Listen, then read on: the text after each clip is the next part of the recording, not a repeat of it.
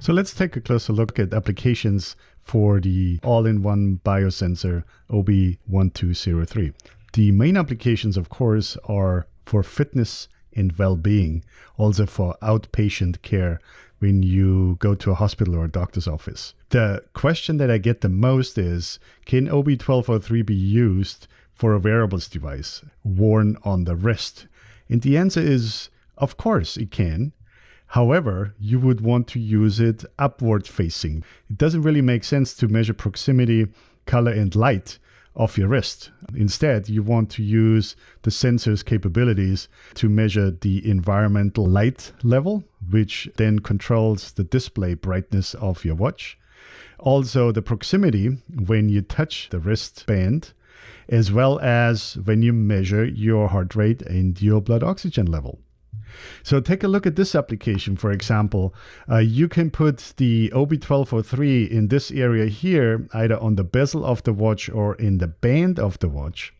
And over here, you could combine this with an ECG, electrocardiogram, to combine PPG and ECG on the watch together into one measurement.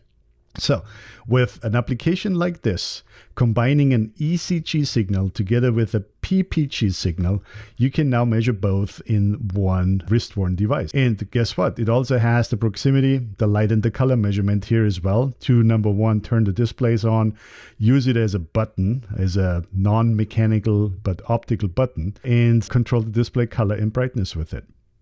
Really cool. Another option is, of course, to use the OB1203 and put it into phone accessories. For example, a phone case. Now you can put a phone case onto regular phones, like, for example, an iPhone that does not have a biosensor built in. So you can now work with your phone case and accessory suppliers to put OB1203 in order to also provide biosensor measurements for phones other than Samsung smartphones.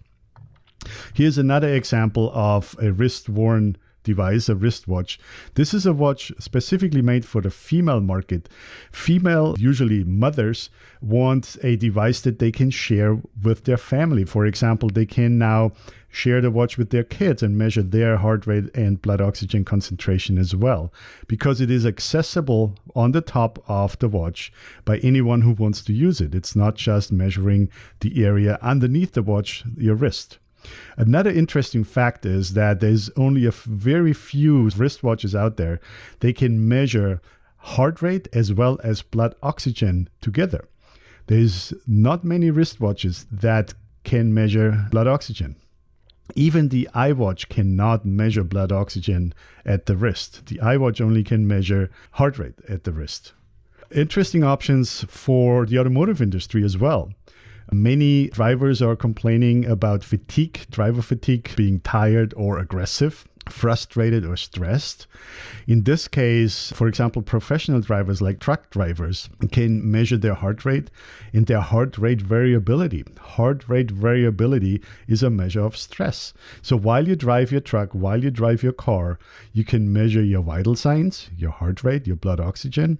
You can also measure your stress level, and you can take action if you get too frustrated or too stressed in traffic. Another interesting application is this down here on the left. You all know those finger clips you get in the doctor's office. You clip it onto your finger and it has a display showing you the heart rate and SpO2. It's a pretty bulky device. So by using OB1203, you can make this device as thin as 3 millimeters. For example, here you can use it as a band around your wrist or around your bicycle handlebar, and you can measure heart rate and SpO2 that way. Or you can use it as a keychain. I've seen customers, they build keychains with it, so you can open your car, your house, as well as measure your blood oxygen and your heart rate at the same time.